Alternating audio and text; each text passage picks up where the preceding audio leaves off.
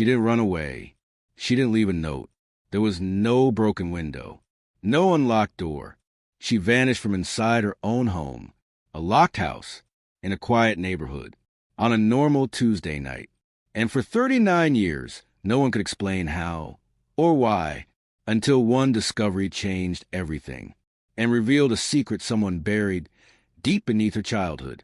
Welcome to Uncommon Stories. If this story stays with you, hit subscribe and tell me where you're watching from and when the truth found you. Now let's begin. April 1st, 1980, Waverly, Ohio. The home at 47. Tanglewood Drive wasn't remarkable. Just a one-story ranch on a sleepy street. A white mailbox, blue shutters, a backyard with a swing set that squeaked when the wind got too strong. It was the kind of house you forget after passing it, unless you knew what happened there.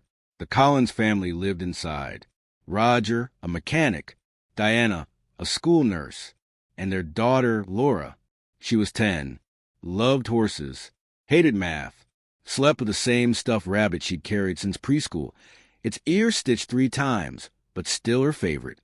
She was smart, quiet, the kind of child who apologized when she stepped on a bug.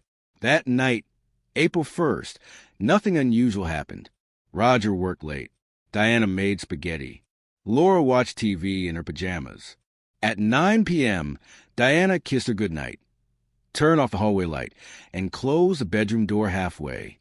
At 6:30 a.m. the next morning, she opened it again and found the room empty. No Laura, no sign of struggle, no blood, no broken glass. Her bed was neatly made. Her shoes were untouched. The rabbit, the one she never slept without, was gone.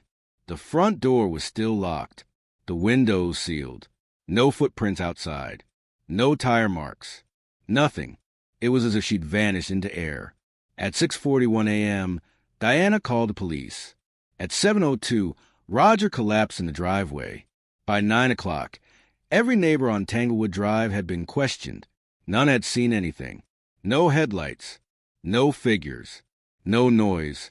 Just a quiet night, followed by a missing child. The town mobilized. Search dogs. Helicopters.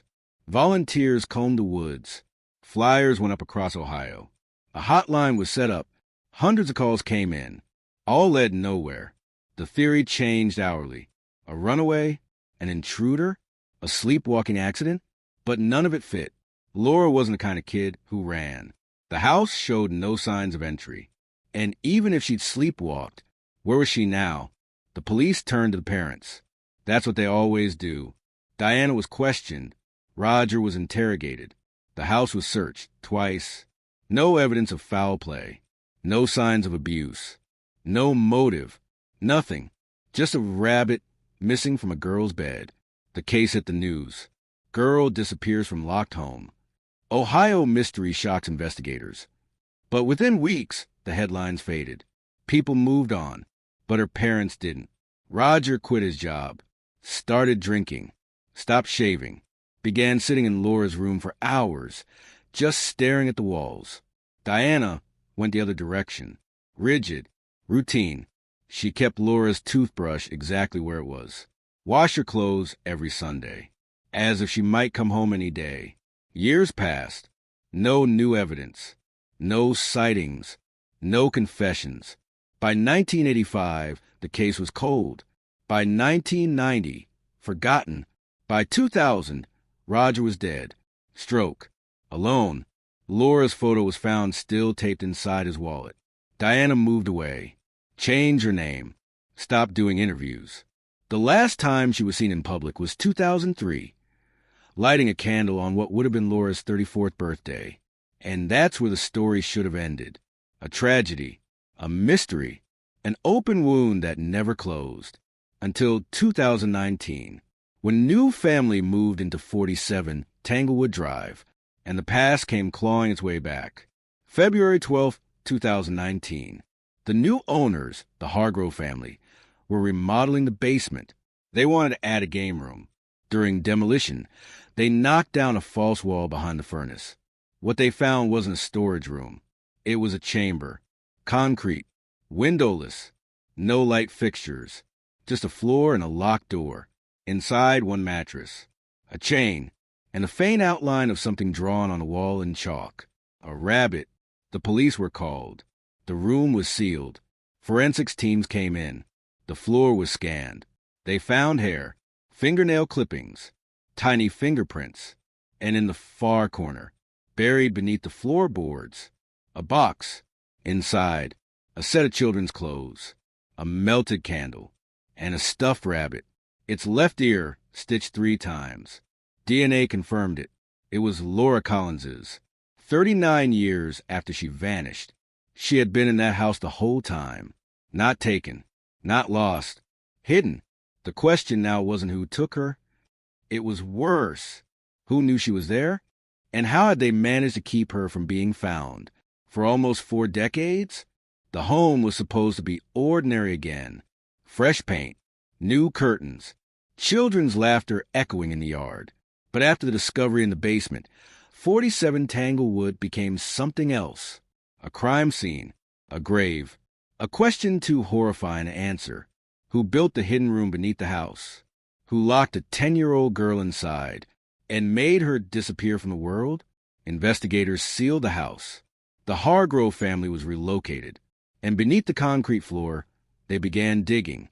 What they uncovered shocked even the most seasoned agents, because the chamber wasn't just a single room. It connected to a tunnel, barely 3 feet wide, carved through decades-old soil.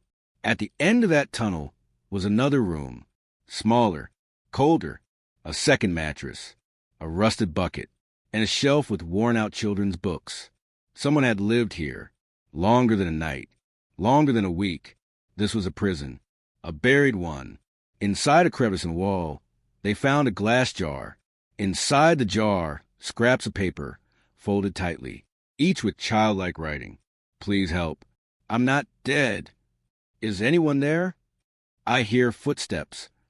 And one, just 3 words. I miss Mom. There were 27 notes in total.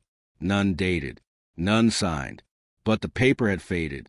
The handwriting grew shakier with each message, as if written over months or years.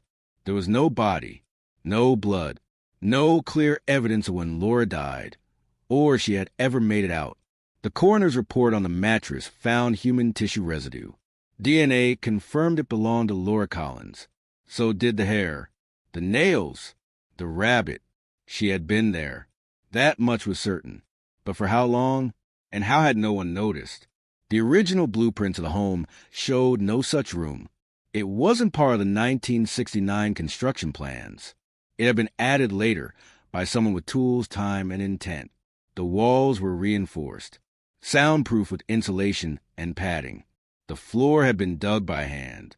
And behind one panel, agents found a wiring system connected to a switch upstairs, a signal light, activated by someone above. Laura hadn't escaped. She hadn't wandered off. She had been taken from her bed, walked down into her own basement, and locked away, just a few feet beneath where her parents slept. Diana was brought in for questioning, now in her 70s, living alone in Akron. She was frail, still wore her wedding ring, still kept Laura's photo in her living room. When they showed her the pictures of the room, she wept and whispered, I didn't know. But investigators weren't convinced, because someone in that house had known. Someone had sealed the wall. Someone had fed Laura. Someone had kept her alive and hidden long enough to leave behind notes, drawings, and DNA. The neighbors were re-questioned. One remembered something, a small thing, that Roger, Laura's father, had once built something strange in the basement back in 1979. Said he hauled in plywood, concrete mix, soundproofing foam. Said he told him it was a storm shelter. At the time, no one thought twice. It was Cold War paranoia. Shelters were common. But now, it looked like something else. Roger had died in 2000, but his belongings were still boxed in Diana's garage. Investigators obtained a warrant. They opened the crates.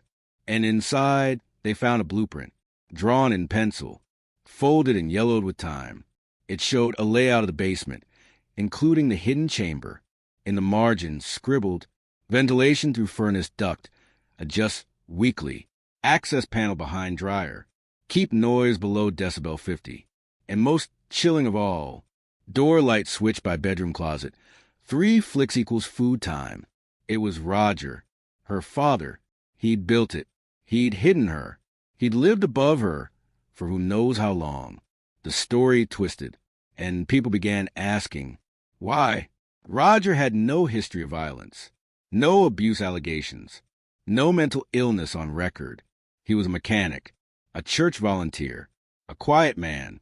But behind closed doors, something darker had been unfolding.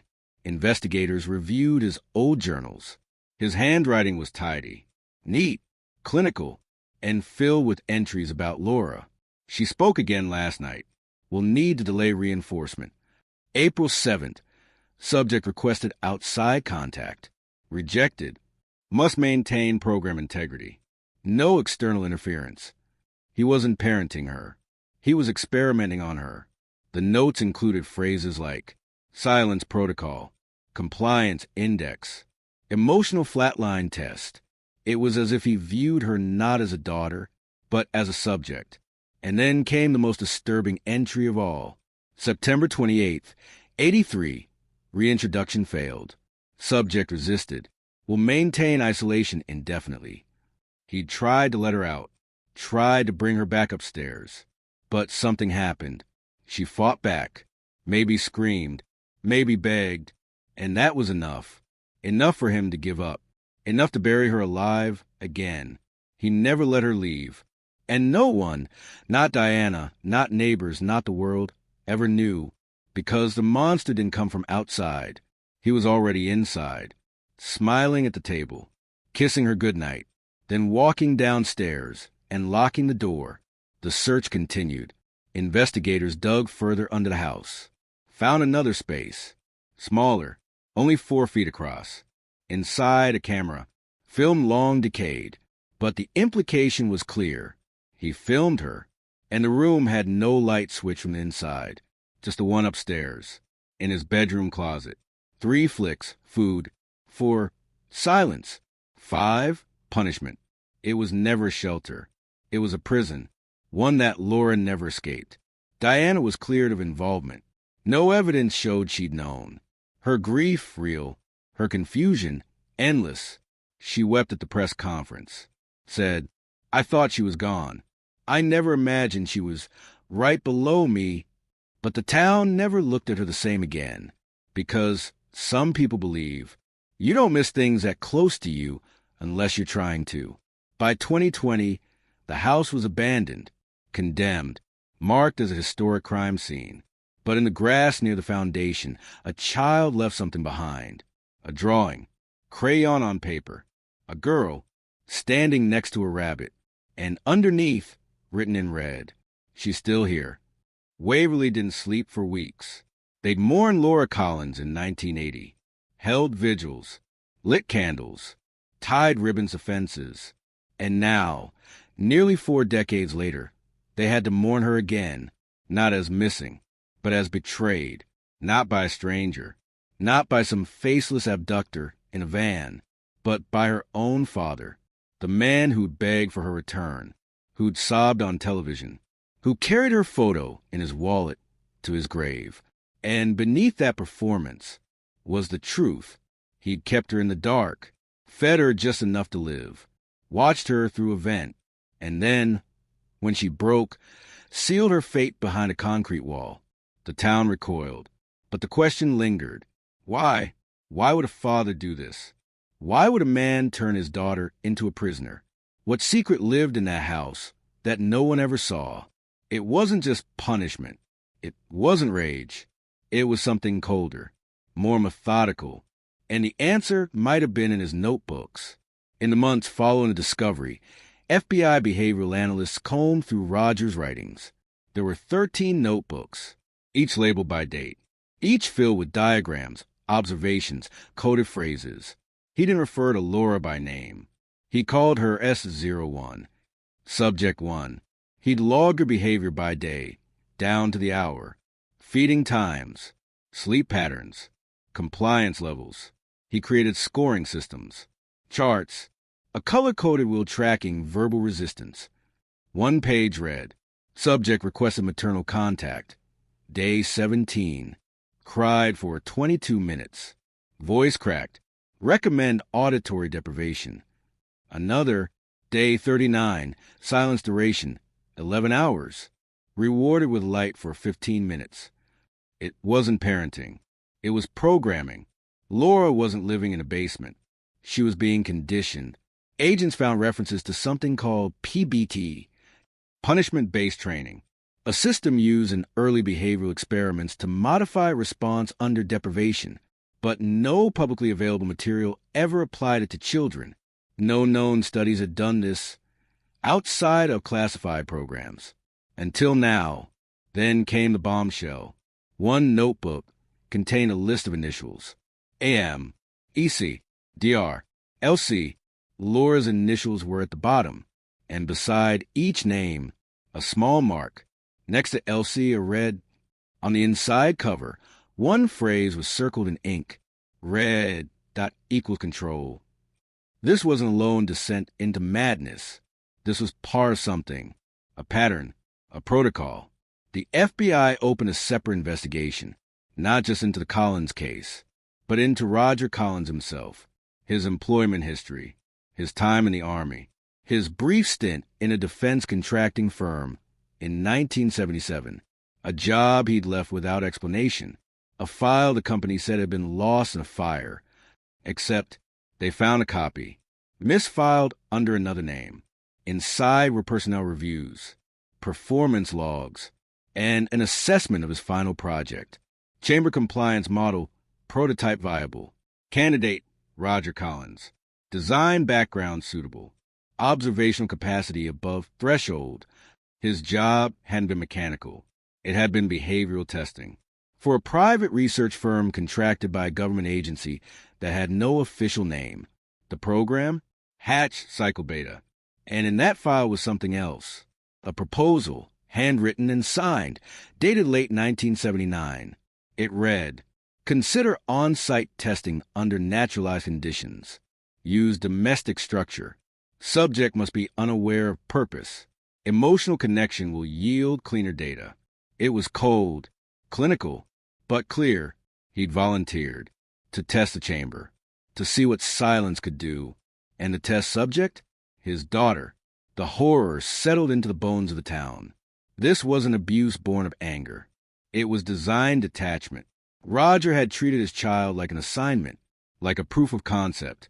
And once it was over, he never confessed. He never cracked. He let the world believe she was taken. All while she lay beneath the floor. Alone, waiting. But there was one more twist.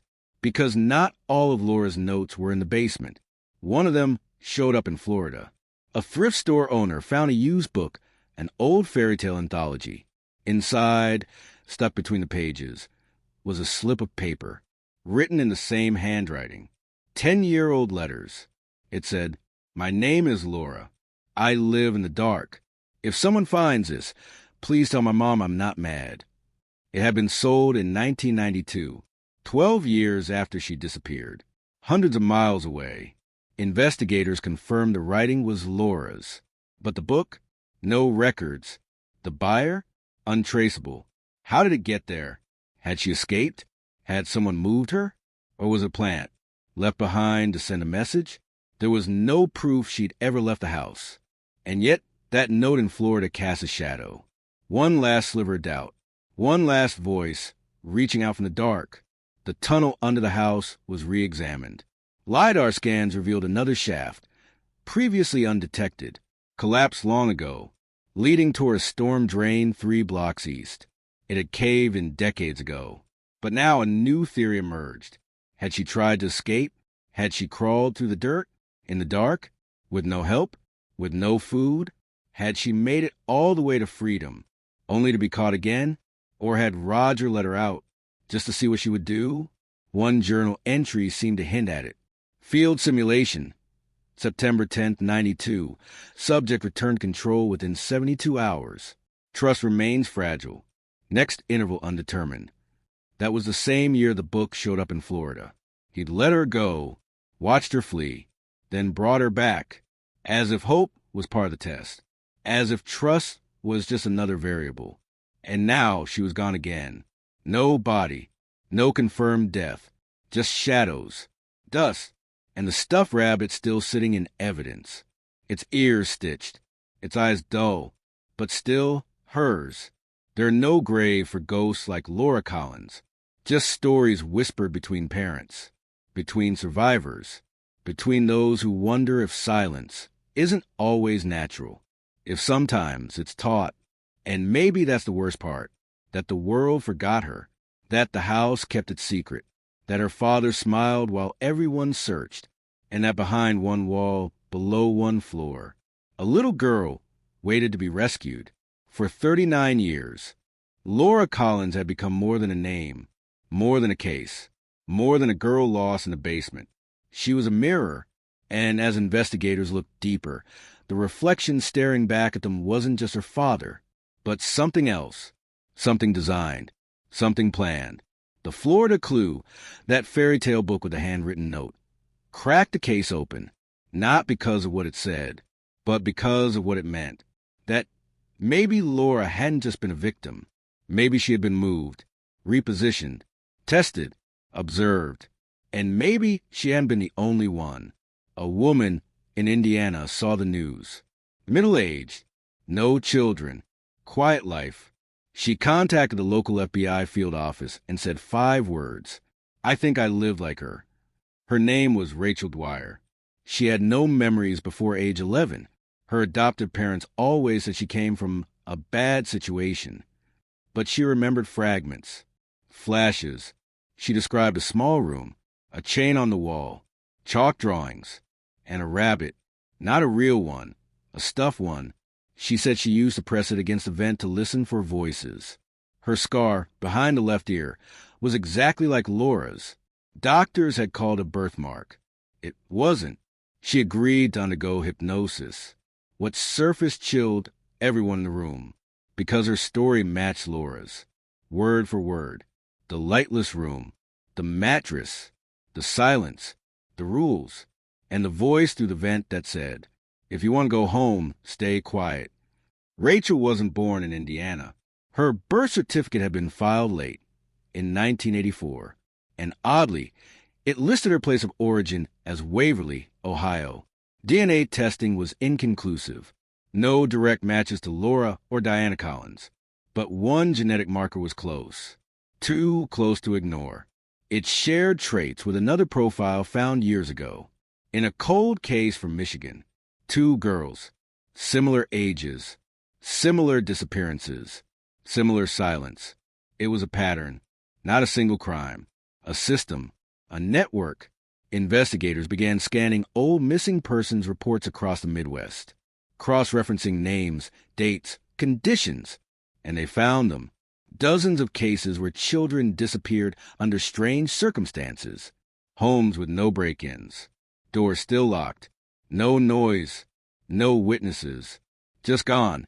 And in some cases they resurfaced, not as themselves, but with new names, new files, new lives. Children with late registered birth certificates. No medical records before age 10. No photos from infancy. And always a scar behind the ear. They called it the silence line, a thread connecting missing children to reintroduced identities. Most of them had no idea. They lived ordinary lives. They had jobs, families, and memories carefully constructed by time and suggestion. Some refused to believe it. Others felt something break inside, because their entire lives had been a story someone else wrote. Rachel remembered another name, someone she called the man with the clipboard. He didn't yell, didn't hit, he just asked questions, and wrote everything down. She said he appeared once a week, always at night, always dressed the same, gray shirt, brown belt, no name tag. She remembered him saying, if you complete your time, you'll go home. But home never came. Just a new name, a new place, and silence. Investigators tried to identify him. Nothing matched. No records. No suspects. until a whistleblower came forward. A man in his 60s, former contractor, said he'd worked on compliance housing for a now-defunct research facility in Colorado. The facility? Menton Behavioral Labs, closed in 1985, but tied to earlier cases of child experimentation under the guise of developmental therapy. The project? HB1, also called Hatch Behavior, Series 1. Each child was assigned a number, each room built to exact specifications. No natural light, one toy, ventilation system, audio loop. The loop repeated phrases. Don't speak. Stay still. Home is a reward. He said he didn't know what happened to the children. He built the rooms. Nothing else. But he remembered one child clearly. A girl with short dark hair. Always staring. Never speaking. One day, she was gone. Replaced with a new girl. He remembered the initials. Elsie. Laura Collins. The project was supposed to be scrapped in 1984 after an incident. But no incident report was ever filed. No media coverage. Just quiet closure. And now, all the records were sealed. Or gone, but pieces remained. Buried in thrift store books. In dreams people couldn't explain. In women like Rachel, who had lived whole lives without knowing who they really were. And in the box that sat in the evidence room of the Pike County Sheriff's Department. The one with Laura's rabbit. And her notes. And a final scrap of paper that hadn't been cataloged before. Just 2 lines. Child's handwriting. Unsteady. Tired. It read, "He said I passed. But I don't feel real. No one knows who he was. No one ever found the clipboard man." But across 5 states, families began writing in, saying their kids had vanished in similar ways. No noise. No signs. Just silence. And sometimes a return with different eyes, different memories, different names. Not every child was reintroduced. Not everyone survived. But some did, and they carried something with them. Something unspoken, like a shadow stitched to their skin. Investigators call it trauma. Psychologists call it amnesia. But those who lived it, they just call it quiet. And it follows them, even now, even in crowds. Even in joy, because when you've been taught to obey, sometimes silence never stops. Laura's case was no longer just about a missing girl. It was a crack in the mask of something bigger. And beneath it were hundreds of quiet voices, waiting to be heard. The more people remembered, the more the world forgot how to explain it, because it was no longer about just Laura, or Rachel, or the others who came forward. It was about how they were forgotten. Why they were trained to disappear, and who designed the rules they had to follow. By 2023, the FBI's internal task force had documented 41 cases tied to what they now refer to as the Silence Protocol, a program that didn't officially exist, one that used the homes of ordinary people as test chambers, fathers, uncles, stepbrothers, not monsters in alleyways, not strangers in vans, but familiar faces wearing patience like a mask. And those children, they didn't scream, because someone taught them not to. The man known only as Clipboard was never found, but more survivors came forward with descriptions. He didn't yell. He didn't touch. He just wrote things down and said things like, "You're not alone, you're selected. The world will thank you when you're quiet. Noise is betrayal." Each child remembered the same phrase. If you break the silence, you fail. In Kentucky, a woman named Leanne, now 48, found a locked trunk in her deceased father's attic. Inside, her baby photo, crossed out with a red X, tapes labeled "Quiet Sessions," and a file folder marked "Observation Notes, Subject QL2." It was her. She hadn't been adopted. She had been repurposed. Her own father had taken her to a private facility in Missouri every summer between 1983 and 1987. She thought they were vacations. He'd called it camp. But the tapes told a different story. In them, her voice was emotionless. She recited phrases like, "No memory is safe until it's silent. I will earn my place back. Quiet means good. By now, the pattern was undeniable. Laura Collins was not the first, and not the last. She was one of the earliest known test subjects, a prototype. And Roger Collins? He hadn't acted alone. He had a handler, a person who sent him updates, instructions, evaluations. His journals referenced feedback loops, behavioral thresholds, and something called phase completion clearance, L1. The L1 program had 3 levels: L1 domestic containment, L2 reintegration trial, L3 total erasure. Each level ended with either graduation or silence. Graduation meant reentry. Silence meant termination. No one knew how many reached Phase 3, or how many were lost before Phase 1 ever ended. But the more files surfaced, the more it became clear. The program wasn't designed to end. It was designed to refine. It changed names. It moved facilities. It buried itself in foundations no one questioned.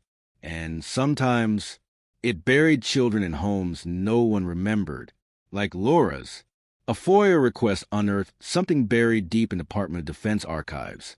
A blacked-out memo from 1980. Stamped restricted access. Only one sentence was readable. Pilot case approved, Collins family, L1 Alpha. She had been a pilot case. The first test of silence protocol inside a domestic setting, which meant someone chose her. Not randomly, not accidentally, but deliberately. Diana Collins, Laura's mother, passed away before a report was made public. She died of cancer in 2021, never knowing the full extent of what happened beneath her own floor. But in her final interview, recorded months before, she said something strange. Roger always said we were lucky, that we were chosen to be part of something special. I thought he meant our daughter. I didn't know he meant the disappearance. To this day, no agency has accepted responsibility. The silence protocol isn't in any official ledger. The children reintroduced into society are not listed anywhere. And the survivors? They're still remembering one detail at a time. Sometimes they wake up gasping, not from nightmares, but from absence, from the void where their first 10 years should have been. Some still whisper when they're alone, not because they're scared, but because something inside them still thinks someone is listening. The tunnels beneath 47 Tanglewood were collapsed in 2020, declared unsafe, too dangerous to preserve. But not before investigators made a final discovery. Behind one wall, buried in a metal container, they found a reel-to-reel audio device, still functional. When powered on, it played only one message, looped, subject L1 progressing. Will assess at Phase 2 checkpoint. Continue control. Monitor for deviation. Terminate if memory breaches protocol. Terminate. That word meant everything. Because it proved what no one wanted to believe. That some children didn't just vanish. They were silenced. Permanently. Laura's final fate was never fully confirmed. No body. No witness. Just traces. Just messages. Just drawings on walls that said, I miss Mom. I did good today. I stayed quiet. She might have died in that basement. Or maybe she was moved, repurposed, redesigned, like Rachel, like Leanne, like so many others. And if that's true, then someone out there remembers her, even if they don't know why, even if it's just flashes, glimpses, a rabbit, a room, a door that never opened.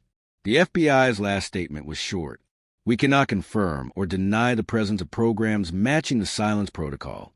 Investigation ongoing. But survivors are still speaking. Not loudly, not all at once, but with the same trembling voices that were once taught to whisper. Don't speak unless you're told. Now, they're speaking anyway, because Laura Collins never got to, and someone needs to say her name. Some people vanish and leave behind nothing. No sound, no trail, no memory, except for the silence they leave behind. But Laura Collins? She left something more. She left a question. And it never really stopped echoing across the United States as her story spread. Others began searching their memories. Others who once thought they had normal lives. Childhoods they couldn't quite remember. Years that didn't fit. Names that felt borrowed. And one by one, they came forward. By 2024, a nonprofit called The Quiet Ones was founded. Its mission, to support adult survivors of early behavioral conditioning, victims of what the founders called covert silencing programs. It started with 9 members. Today, it has over 2,000. Some are sure. They know what happened. They remember the rooms, the flickering light bulbs, the tape recorders, the rules. But many, they just feel it in their bones that something happened, that someone took their voice long ago, and they've been trying to find it ever since. Their files still sealed. People still alive who know the truth. Men and women who signed NDAs in the 1970s and 1980s. Retired engineers, military advisors, private contractors who built walls not knowing what, or who would live behind them. Some talk now, some don't. But one engineer, in his final days, left behind a letter, typed, unsent. He had worked in Pike County, Ohio, in 1979, installed ductwork beneath a private research cabin. He never saw the child, never asked, but he remembered the instructions. Install air vents to reach sleeping quarters. Soundproof main shaft. Leave hatch seal accessible only from upstairs. He said he knew something was wrong, but the money was good. He was told it was for containment testing. He figured it was for dogs, maybe monkeys. He never imagined it was a child.